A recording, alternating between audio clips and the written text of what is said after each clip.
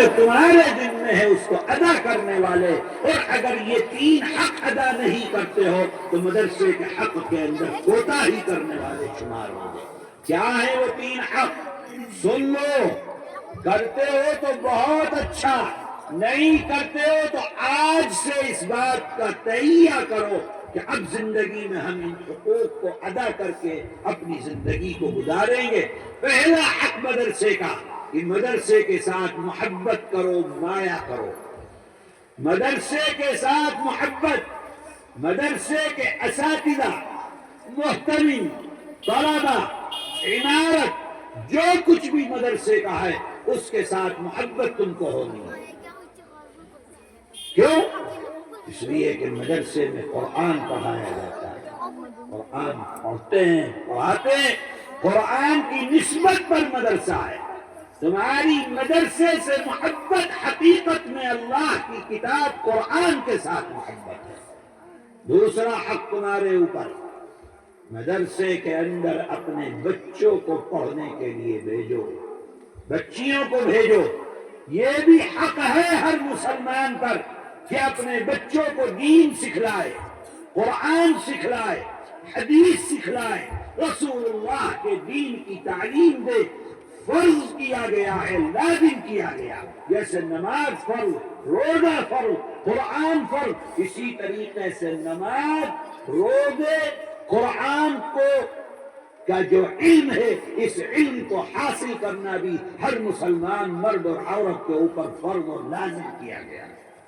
آج نہیں کرتا ہے مسلمان، بہت سے فرضیں نہیں ادا کرتا، نماز نہیں پڑھتا ہے، اس کا مطلب یہ نہیں ہے کہ فرضیت ختم ہو گئی، روزہ نہیں رکھتا، اس کا مطلب یہ نہیں ہے کہ فرضیت ختم ہو گئی، فرض ہے، نہیں کرو گے قبر کے اندر اللہ تعالیٰ پوچھیں گے، جب رکھ دیا جائے گا فرشتے آئیں گے، پہلا سوال کیا جائے گا، بتا نماز کے سلسلے میں دنیا سے کیا کر کے آیا ہے؟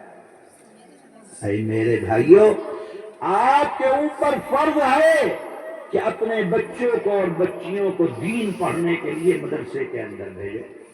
جب دین پڑھ لیں پھر اس کے بعد تم کالج بھیجو، اسکول بھیجو، کہیں بھیجو، کوئی منع نہیں کرتا، لندن بھیجو، امریکہ بھیجو، دنیا میں بھیجو، جہاں چاہے وہاں بھیجو۔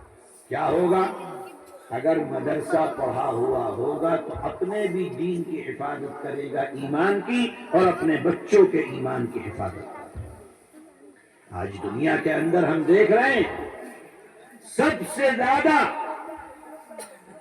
جو کفریہ طاقتیں ہیں، سب سے زیادہ جو آج طرح طرح کے دنیا کے اندر اسلام کے خریدار مختلف شکلوں کے اندر پھر رہے ہیں،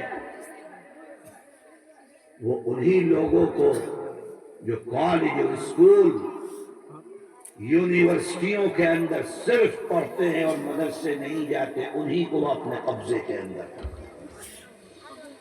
چاہے وہ فتنہ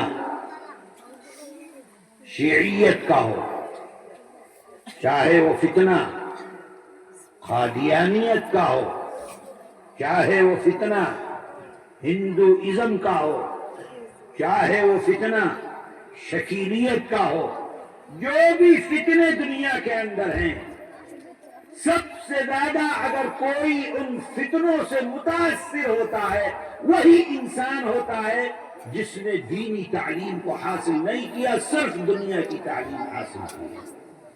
اس لیے ہم آپ سے کہتے ہیں کہ اپنے بچوں کو دین سکھلاؤ، قرآن سکھلاؤ، حدیث سکھلاؤ۔